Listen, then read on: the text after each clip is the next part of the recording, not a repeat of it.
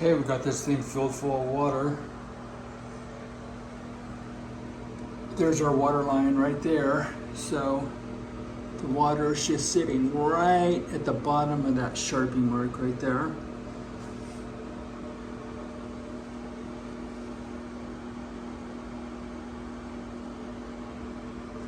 So we're gonna wait, let this sit overnight, check for leaks in the morning, check to make sure the water's at the water line, and if everything checks out, then we have the green light to install our old school Dell Tile D135 almond with the super old school A4200 radius trim. Boom.